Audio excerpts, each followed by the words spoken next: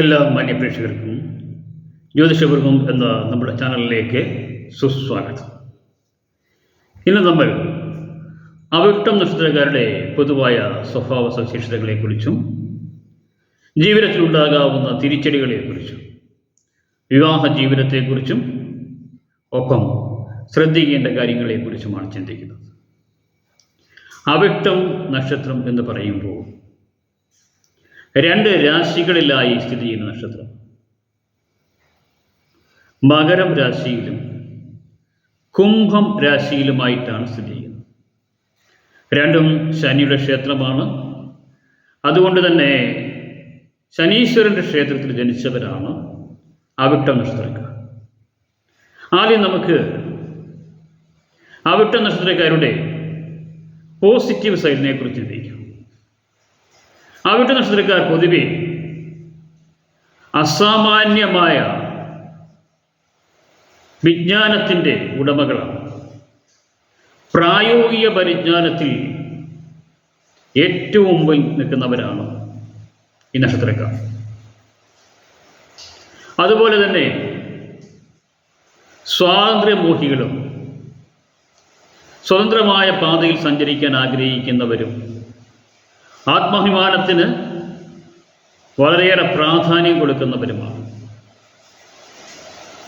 സ്വജനങ്ങളെ വളരെയേറെ സ്നേഹിക്കുകയും മാതാപിതാക്കൾക്ക് വേണ്ടിയും സഹോദരങ്ങൾക്ക് വേണ്ടിയും എന്ത് ത്യാഗം ചെയ്യാൻ ഏത് സമയത്തും തയ്യാറായിട്ടുള്ളവരുമാണ് ഈ നക്ഷത്രക്കാർ. അതുപോലെ ഏറ്റവും പ്രധാനപ്പെട്ട മറ്റൊരു വസ്തുത, ഏതൊരു രഹസ്യത്തെയും ഉള്ളിൽ സൂക്ഷിക്കാൻ കഴിയുന്നവരാണ്. ഒപ്പം തങ്ങളെ സ്നേഹിക്കുന്നവർ എന്നവർക്ക് തോന്നുന്ന ആർക്ക് വേണ്ടിയും, അതല്ലെങ്കിൽ അവർ ഇഷ്ടപ്പെടുന്ന ആർക്ക് വേണ്ടിയും എന്ത് ത്യാഗത്തിനും തയ്യാറായിട്ടുള്ളവരുമാണ്. ഇതൊക്കെ അവരുടെ എടുത്തു പറയാവുന്ന പോസിറ്റീവായിട്ടുള്ള കാര്യങ്ങളാണ്. അവിട്ടം തവിട്ടിലും നേടുമെന്നൊരു ചൊല്ലുണ്ട്, പൊതുവെ പറയപ്പെടുന്നൊരു കാര്യമാണ്. അതിൻ്റെ ഉദ്ദേശമെന്ന് പറയുന്നത്, അല്ലെങ്കിൽ അതിൻ്റെ അർത്ഥം എന്ന് പറയുന്നത്, അവർ ആഗ്രഹിക്കുന്ന കാര്യങ്ങൾ നേടിയെടുക്കുവാൻ വേണ്ടി അവരെ കൊണ്ട് കഴിയുന്നതിൻ്റെ പരമാവധി പരിശ്രമിക്കുകയും അത് നേടിയെടുക്കുന്നതിൽ ഒരു പരിധിവരെയെങ്കിലും വിജയിക്കുകയും ചെയ്യുമെന്നുള്ളതാണ്. പൊതുവെ ഒരു ഭാഗ്യ നക്ഷത്രമായിട്ടാണ് അവിട്ട നക്ഷത്രത്തെ കണക്കാക്കുന്നത്. എല്ലാ അവിട്ട നക്ഷത്രക്കാരും അത് അംഗീകരിക്കത്തില്ലെന്ന് എനിക്കറിയാം. പക്ഷേ പൊതുവെ കണക്കാക്കുന്നത് അങ്ങനെയാണ്. പ്രത്യേകിച്ച് കുംഭക്കൂറിൽ ജനിച്ച അവിട്ട നക്ഷത്രക്കാരെ ഉയർന്ന ഭാഗ്യമുള്ളവരായിട്ടാണ് പരിഗണിക്കുന്നത്. പക്ഷേ ഗ്രഹനിലയുടെ അടിസ്ഥാനത്തിൽ മാത്രമേ നമുക്ക് അവരെത്രത്തോളം ഭാഗ്യമുള്ളവരാണെന്നും ഏതൊക്കെ യോഗങ്ങളുടെ അടിസ്ഥാനത്തിലാണ് അവർ മുമ്പോട്ട് പോകുന്നതെന്നൊക്കെ മനസ്സിലാക്കാൻ കഴിയുകയുള്ളൂ. അതുകൊണ്ട് തന്നെ ഭാഗ്യ നിർഭാഗ്യങ്ങൾ എന്ന് പറയുന്നത് ഗ്രഹനിലയുമായി ബന്ധപ്പെട്ടിരിക്കുന്ന കാര്യമാണ്. അതുകൂടി മനസ്സിലാക്കിയിരിക്കും. പൊതുവേ വളരെയേറെ ആകർഷകത്വമുള്ളവരാണ്. ഏതൊരു ആൾക്കൂട്ടത്തിലായാലും ഇവരെ തിരിച്ചറിയുന്ന ഒരു പ്രത്യേകത ഈ നക്ഷത്രക്കാർക്ക് ഉണ്ടായിരിക്കുന്നതാണ്. ഇവരുടെ ബാല്യകൗമാരങ്ങൾ പലപ്പോഴും പലവിധ ആരോഗ്യ പ്രശ്നങ്ങളാൽ ക്ലേശകരമായിരിക്കുമെന്ന് പറയാവുന്നതാണ്. ബാല്യകൗമാരങ്ങൾ എന്തെങ്കിലുമൊക്കെ അസുഖങ്ങൾ ഈ നക്ഷത്രക്കാർക്ക് പൊതുവെ കണ്ടുവരുന്നുണ്ട്. പിന്നീട് ഇവര് ഒരു 25 വയസ്സിന് ശേഷമാണ് ശരിക്കും ജീവിതത്തിലെ സ്വതന്ത്രമായ ഒരു പാതയിലൂടെ സഞ്ചരിച്ചു തുടങ്ങുന്നത്. അത് ക്രമേണ പുരോഗമനത്തിൻ്റെ ഒരു പാതയായിരിക്കും. 30 വയസ്സിന് ശേഷം വളരെ ഉയർന്ന നിലവാരത്തിൽ എത്തിച്ചേരാൻ കഴിയുന്നവരായിരിക്കും. 30 വയസ്സിന് ശേഷം ഏകദേശം 25 വയസ്സ് മുതൽ തന്നെ ഇവർക്ക് നല്ല പുരോഗതി ദൃശ്യമായി തുടങ്ങും. വിദ്യാഭ്യാസം പൂർത്തിയാക്കുന്നതിനും ജോലി നേടുന്നതിനും ഒക്കെ കഴിയുന്നതായിരിക്കും. തുടർന്ന് വിവാഹ ജീവിതം, നല്ല സന്താനങ്ങൾ, വീട്, വാഹനം എന്നിങ്ങനെ ജീവിതത്തിൽ ആവശ്യമായിട്ടുള്ള ഭൗതികമായ കാര്യങ്ങളൊക്കെ നേടിയെടുക്കാൻ ഇവർക്ക് കഴിയുന്നൊരു കാലഘട്ടമാണ് 30 വയസ്സ് മുതൽ മുമ്പോട്ടുള്ള ഒരു കാലഘട്ടം. അങ്ങനെ അവർ ഉയർന്ന തലങ്ങളിലേക്കൊക്കെ എത്തിച്ചേരുന്നതുമായിരിക്കും. പക്ഷേ ഉയർച്ച പോലെ തന്നെ ഇടയ്ക്കിടയ്ക്ക് ഇവർക്ക് എന്തെങ്കിലുമൊക്കെ പ്രതിസന്ധികൾ ഉണ്ടായിക്കൊണ്ടിരിക്കുക എന്നുള്ളതും ഈ നക്ഷത്രത്തിൻ്റെ മറ്റൊരു പ്രത്യേകതയാണ്. താഴ്ചയിൽ നിന്ന് വളരെ ഉയർന്ന നിലവാരത്തിൽ എത്തിച്ചേരുന്ന നിരവധി പേർ ഈ നക്ഷത്രത്തിലുണ്ട്. അതുപോലെ തന്നെ ഉയർച്ചയിൽ നിന്ന് പതിച്ചവരുമുണ്ട്. അതും ഈ നക്ഷത്രത്തിൻ്റെ ഒരു പ്രത്യേകതയാണ്. പക്ഷേ ഉയർച്ച താഴ്ചകളൊന്നും ഇവരെ മാനസികമായി അലട്ടാറില്ല. അഥവാ അങ്ങനെ ഉണ്ടെങ്കിൽ തന്നെ അതവർ പുറത്ത് കാണിക്കാറുമില്ല. കാരണം ഞാൻ പറഞ്ഞുവല്ലോ നേരത്തെ, ഇവർക്ക് രഹസ്യങ്ങളെ ഉള്ളിൽ ഒളിപ്പിക്കാൻ അസാമാന്യ ശേഷിയുള്ളവരാണ്. അതുകൊണ്ട് തന്നെ ഇവരുടെ മാനസികാവസ്ഥ എല്ലാവർക്കും പെട്ടെന്ന് മനസ്സിലാകുന്നതുമല്ല. അങ്ങനെ ആരോടും ഇവരെല്ലാ കാര്യങ്ങളും തുറന്നു പറയുന്നവരല്ല എന്നൊരു പ്രത്യേകത കൂടി ഈ നക്ഷത്രക്കാർക്കുണ്ട്. ഇവരുടെ വിവാഹ ജീവിതത്തെക്കുറിച്ച് പറയുകയാണെങ്കിൽ ഗ്രഹനിലയിൽ മറ്റു കുഴപ്പങ്ങളൊന്നുമില്ല എങ്കിൽ നല്ല പ്രായത്തിൽ തന്നെ വിവാഹം കഴിച്ച് വലിയ കുഴപ്പമില്ലാത്തൊരു ജീവിതം ആയിരിക്കും ഇവർക്കെന്ന് പറയാവുന്നതാണ്. നല്ല ഇണകളെ ലഭിക്കുന്നതും സന്താന സൗഭാഗ്യം കൊണ്ടൊക്കെ അനുഗ്രഹീതമായിരിക്കും ഈ നക്ഷത്രക്കാരിൽ മിക്കവരും. ഗ്രഹനില ഒരു പ്രധാന ഘടകമാണെന്ന് ഞാൻ സൂചിപ്പിച്ചു.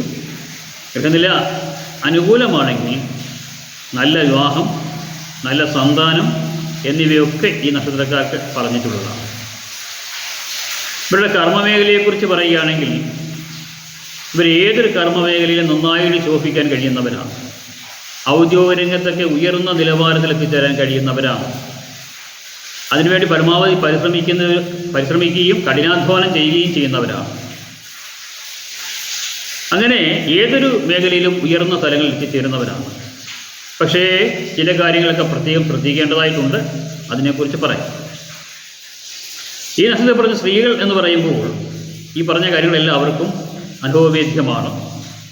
കൂടാതെ നല്ല ഈശ്വരവിശ്വാസികളായിരിക്കും, ഉയർന്ന ചിന്താഗതി പുലർത്തുന്നവരായിരിക്കും, അഭിമാനികളായിരിക്കും, ആത്മാർത്ഥതയുള്ളവരായിരിക്കും. പക്ഷേ വിവാഹ ജീവിതത്തിൽ പലപ്പോഴും പലവിധ പ്രതിസന്ധികളും വന്ന് ഭവിക്കുന്നതായിട്ട് കാണാറുണ്ട്. അതുകൊണ്ട് തന്നെ ഹോറോസ്കോപ്പ് മാച്ചിങ് അത്യാവശ്യമായി നോക്കി വിവാഹം നടത്തുന്നതായിരിക്കും അനുയോജ്യമായിട്ടുള്ളതെന്ന കാര്യം കൂടി ഈ നക്ഷത്രപ്പെടുന്ന സ്ത്രീകൾ ഓർത്തിരിക്കുന്നത് നല്ലതായിരിക്കും. ഇനിയും ഇവരുടെ ജീവിതത്തിൽ ഏറ്റവും വലിയ തിരിച്ചടികൾ എന്താണെന്ന് നമുക്ക് നോക്കാം. ഇവരുടെ തിരിച്ചടികൾ എന്ന് പറയുമ്പോൾ ഇവർ ബന്ധുജനങ്ങൾക്ക് വേണ്ടി എന്ത് കഷ്ടപ്പാട് സഹിക്കുന്നുണ്ട്. പ്രത്യേകിച്ച് മാതാപിതാക്കൾക്ക് വേണ്ടിയും സഹോദരങ്ങൾക്ക് വേണ്ടിയും ഒക്കെ ഇവരുടെ ജീവിതത്തിൻ്റെ നല്ല കാലത്തിൽ വളരെയേറെ അവർക്ക് വേണ്ടി കഠിനമായി പ്രയത്നിച്ചായാലും എങ്ങനെയായാലും നല്ല കുടുംബ ബന്ധം നന്നായി പോകാൻ വേണ്ടി പരിശ്രമിക്കുക, അതിനുവേണ്ടി ശ്രമിക്കുകയും സാമ്പത്തികം ഒക്കെ മുടക്കുകയും ചെയ്യുമെങ്കിലും തിരിച്ച് പലപ്പോഴും അതിൻ്റെ ഗുണഫലം ലഭിക്കാറില്ല എന്നുള്ളൊരു പ്രത്യേകതയുണ്ട്.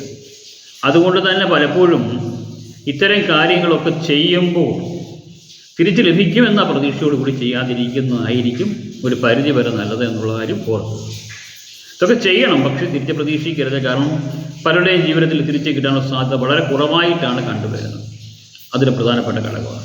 മറ്റൊന്ന്, ഇവരെ രഹസ്യങ്ങളിൽ ഉള്ളിലൊളിപ്പിക്കുന്നവരാണെന്ന് പറഞ്ഞു. അത് നല്ല കാര്യമാണെങ്കിൽ പോലും സ്വന്തം ജീവിതത്തിൽ പലപ്പോഴും ഉണ്ടാകുന്ന പ്രതിസന്ധികൾ ഏറ്റവും വിശ്വസനീയമായ ആരോടെങ്കിലുമൊക്കെ തുറന്നു പറഞ്ഞ് മനസ്സിൻ്റെ ടെൻഷൻ ലഘൂകരിക്കുന്നത് നല്ലതായിരിക്കും. അല്ലെങ്കിൽ ആ സംഘർഷവുമായി മുമ്പോട്ട് പോകേണ്ടതായിട്ട് വരും.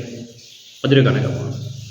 അതുപോലെ തന്നെ ഇവരെ ആരോടെങ്കിലും ഇവർക്ക് ഇഷ്ടക്കേടോ വിരോധമോ തോന്നിയാൽ അഥവാ പക തോന്നിയാൽ അത് ആനപ്പകയാണ്. ദീർഘകാലം കൊണ്ട് നടക്കുന്നൊരു സ്വഭാവ സവിശേഷതയുണ്ട്. അതൊരു നെഗറ്റീവ് ക്വാളിറ്റിയാണ്. എന്തെങ്കിലും അഭിപ്രായ വ്യത്യാസങ്ങളൊക്കെ ഉണ്ടെങ്കിൽ ആ അഭിപ്രായ വ്യത്യാസങ്ങളെ പരസ്പരം പറഞ്ഞ് സൗഹൃദം മുമ്പോട്ട് കൊണ്ടുപോകുന്നതായിരിക്കും ഉചിതമായിട്ടുള്ള കാര്യം. അക്കാര്യം കൂടി ശ്രദ്ധിക്കുന്നത് നല്ലതായിരിക്കും. അതുപോലെ ഇവരെ ആരോഗ്യകരമായ എന്തെങ്കിലുമൊക്കെ പ്രശ്നങ്ങൾ ഉണ്ടായാലും ശ്രദ്ധിക്കാറില്ല. അത് കുറച്ച് കഠിനമായ രീതിയിലേക്ക് മാറിക്കഴിയുമ്പോഴായിരിക്കും ഇവർ ട്രീറ്റ്മെൻറ്റൊക്കെ എടുക്കുന്നത്. ഇവരെ പൊതുവെ നമ്മൾ നല്ല ആരോഗ്യവാന്മാരായിട്ടാണ് കാണുന്നത്. നല്ല ധൈര്യമുള്ളവരായിട്ട് തോന്നുമെങ്കിൽ പോലും ചെറിയ ചെറിയ പ്രശ്നങ്ങൾ പോലും ഇവരെ മാനസികമായിട്ട് അലട്ടും. അതാണ് സത്യം. ചെറിയ കാര്യങ്ങൾ പോലും താങ്ങാനുള്ള ശേഷി ഇവർക്കില്ല. പക്ഷേ പുറത്തുനിന്ന് നോക്കുന്ന ഒരാൾക്ക് അങ്ങനെയല്ല. ഇവർ നല്ല ധീരന്മാരായിട്ടാണ് നമുക്ക് തോന്നുന്നത്. പക്ഷേ ഇവർ പൊതുവേ കുറച്ച് അലസന്മാർ കൂടിയാണ്. കഠിനാധ്വാനികളാണെങ്കിലും ഈ ശനി ക്ഷേത്രത്തിൽ ജനിച്ചുകൊണ്ട് തന്നെ ഇവർ കുറച്ച് അലസത ഉണ്ടായിരിക്കും. ആ അലസത ഇവർക്ക് പലപ്പോഴും പല പ്രതിസന്ധികളും പ്രശ്നങ്ങളും സൃഷ്ടിക്കാറുമുണ്ട്. അത് ആരോഗ്യകാര്യത്തിലും ഈ ഒരു പ്രശ്നം വന്ന് ഭവിക്കാറുണ്ട്. അസുഖങ്ങൾ വന്നാൽ ആദ്യമേ തന്നെ ട്രീറ്റ്മെൻറ്റ് ചെയ്യാൻ പ്രത്യേകം ശ്രദ്ധിക്കേണ്ടതാണ്. അപ്പോൾ ഇത്തരം കാര്യങ്ങളൊക്കെയാണ് ഇവരുടെ ജീവിതത്തിൽ ഏറ്റവും പ്രധാനപ്പെട്ട തിരിച്ചടികളായിട്ട് വന്ന് ഭവിക്കുന്നത്. അക്കാര്യങ്ങളൊക്കെ ശ്രദ്ധിച്ചു പോകുന്നത് ഏറ്റവും ഉചിതമായിരിക്കുമെന്ന കാര്യം കൂടി ഓർത്തിരിക്കുക. ഇനി ഇവരുടെ ജീവിതചക്രം എങ്ങനെയാണെന്ന് നമുക്ക് നോക്കാം. ജനിക്കുന്നത് ചൊവ്വാദശയിൽ. ചൊവ്വാദശ പൊതുവേ 7 വർഷമാണെങ്കിലും 4 വർഷം വരെയൊക്കെയാണ് അനുഭവിച്ച് വരുന്നത്. 7 വർഷം അനുഭവിക്കുന്നവരെന്ന് വെച്ചാൽ ഈ നക്ഷത്രത്തിൻ്റെ ആദ്യ പാദത്തിൽ ആദ്യം ജനിക്കുന്നവരൊക്കെയാണ്. അത് ജനനസമയം അനുസരിച്ചായിരിക്കും. എങ്കിലും 4 വയസ്സ് വരെ കൂട്ടാം. പിന്നീട് ചൊവ്വാദശയ്ക്ക് ശേഷം രാഹുദശയാണ്.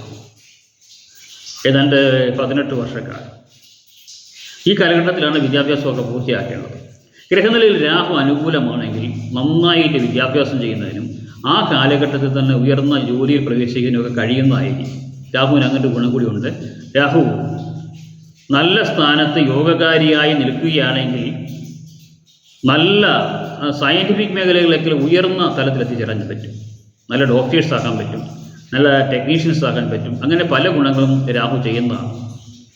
അതുപോലെ തന്നെ ടെക്നോളജി മാത്രം സിനിമാ മേഖലയിലൊക്കെ പ്രവർത്തിക്കുന്നവർക്കൊക്കെ രാഹുവിനെ കൊണ്ട് വളരെയേറെ ഗുണങ്ങൾ കണ്ടുവരുന്നുണ്ട്. അപ്പം രാഹു അനുകൂലമാണ് എങ്കിൽ വിദ്യാഭ്യാസം പൂർത്തിയാക്കുന്നതിനും ജോലി നേടുന്നതിനും ഒക്കെ കഴിയുന്നതായിരിക്കും. അത് കഴിഞ്ഞാണ് ഇവരുടെ ജീവിതത്തിൽ ഏറ്റവും ഗുണകരമായ ഒരു കാലഘട്ടമെന്ന് പറയാവുന്ന വ്യാഴദശാകാലം വരുന്നത്. അതും ഗ്രഹനില വ്യാഴം അനുകൂലമായിരിക്കണം. അങ്ങനെയെങ്കിൽ പിന്നീട് വരുന്ന 16 വർഷമാണ് ഇവരുടെ ജീവിതത്തിൽ എല്ലാ സൗഭാഗ്യങ്ങളും, വിവാഹം, വീട്, വാഹനം, ജോലിയിൽ ഉയർച്ച എന്നിങ്ങനെ സന്താന സൗഭാഗ്യങ്ങൾക്ക് ഈ കാലഘട്ടത്തിൽ വന്നു ചേരുന്നതായിരിക്കും. പിന്നീട് വരുന്നത് വ്യാഴദശാകാലം കഴിഞ്ഞിട്ട് പിന്നെ വരുന്നത് ശനിയുടെ ദശാകാലമാണ്.